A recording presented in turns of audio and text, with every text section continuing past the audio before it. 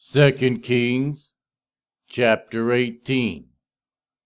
In the 3rd year of Hoshea son of Elah king of Israel, Hezekiah son of Ahaz king of Judah began to reign. He was 25 years old when he became king, and he reigned in Jerusalem 29 years. His mother's name was Abijah, daughter of Zechariah. He did what was right in the eyes of the Lord, just as his father David had done. He removed the high places, smashed the sacred stones, and cut down the Asherah poles. He broke into pieces the bronze snake Moses had made, for up to that time the Israelites had been burning incense to it. It was called Nehushtan. Hezekiah trusted in the Lord, the God of Israel. There was no one like him among all the kings of Judah, either before him or after him. He held fast to the Lord and did not stop following him. He kept the commands the Lord had given Moses, and the Lord was with him.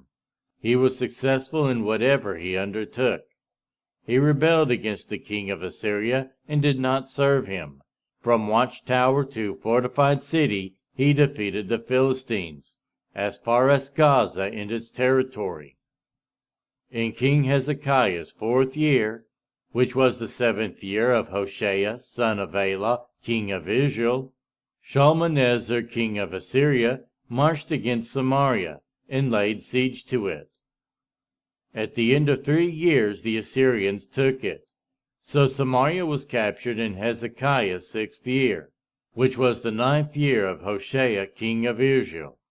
The king of Assyria deported Israel to Assyria, and settled them in Halah, in Gozan on the Habor River, and in the towns of the Medes. This happened because they had not obeyed the Lord their God, but had violated his covenant, all that Moses the servant of the Lord commanded. They neither listened to the commands nor carried them out. In the 14th year of King Hezekiah's reign, Sennacherib king of Israel attacked all the fortified cities of Judah and captured them. So Hezekiah king of Judah sent this message to the king of Assyria at Lachish: I have done wrong. Withdraw from me, and I will pay whatever you demand of me.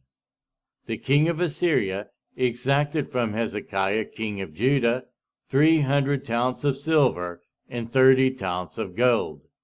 So Hezekiah gave him all the silver that was found in the temple of the Lord and in the treasures of the royal palace. At this time Hezekiah king of Judah stripped off the gold with which he had covered the doors and doorposts of the temple of the Lord, and gave it to the king of Assyria. The king of Assyria sent his supreme commander, his chief officer, and his field commander with a large army from Lachish to King Hezekiah at Jerusalem.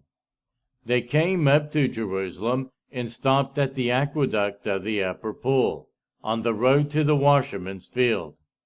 They called for the king, and Eliakim son of Hilkiah, the palace administrator, Shebna the secretary, and Joah son of Asaph the recorder went out to them. The field commander said to them, Tell Hezekiah, this is what the great king, the king of Assyria, says. On what are you basing this confidence of yours? You say you have the counsel and the might for war, but you speak only empty words. On whom are you depending, that you rebel against me? Look, I know you are depending on Egypt, that splintered reed of a staff, which pierces the hand of anyone who leans on it. Such is Pharaoh king of Egypt to all who depend on him.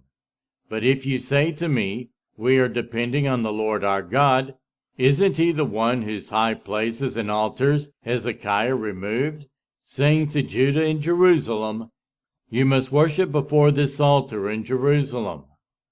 Come now, make a bargain with my master, the king of Assyria. I will give you 2,000 horses, if you can put riders on them. How can you repulse one officer of the least of my master's officials, even though you are depending on Egypt for chariots and horsemen. Furthermore, have I come to attack and destroy this place without word from the Lord? The Lord himself told me to march against this country and destroy it." Then Eliakim son of Hilkiah, and Shebna and Joah said to the field commander, "Please speak to your servants in Aramaic, since we understand it. Don't speak to us in Hebrew in the hearing of the people on the wall." But the commander replied, "Was it only to your master and you that my master sent me to say these things, and not to the people sitting on the wall, who, like you, will have to eat their own excrement and drink their own urine?" Then the commander stood and called out in Hebrew, "Hear the word of the great king, the king of Assyria.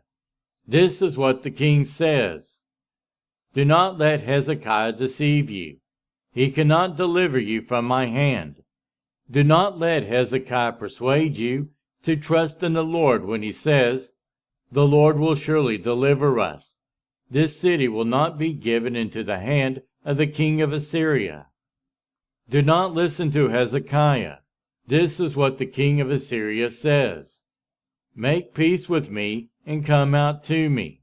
Then each of you will eat fruit from your own vine and fig tree, and drink water from your own cistern, until I come and take you to a land like your own, a land of grain and new wine, a land of bread and vineyards, a land of olive trees and honey. Choose life and not death.' Do not listen to Hezekiah, for he is misleading you when he says, 'The Lord will deliver us.' Has the God of any nation ever delivered his land from the hand of the king of Assyria? Where are the gods of Hamath and Arpad? Where are the gods of Sepharvaim, Hena, and Ivah? Have they rescued Samaria from my hand? Who of all the gods of these countries has been able to save his land from me? How then can the Lord deliver Jerusalem from my hand?" But the people remained silent and said nothing in reply, because the king had commanded, "Do not answer him." Then Eliakim son of Hilkiah, the palace administrator, Shebna the secretary, and Joah son of Asaph the recorder, went to Hezekiah with their clothes torn, and told him what the field commander had said.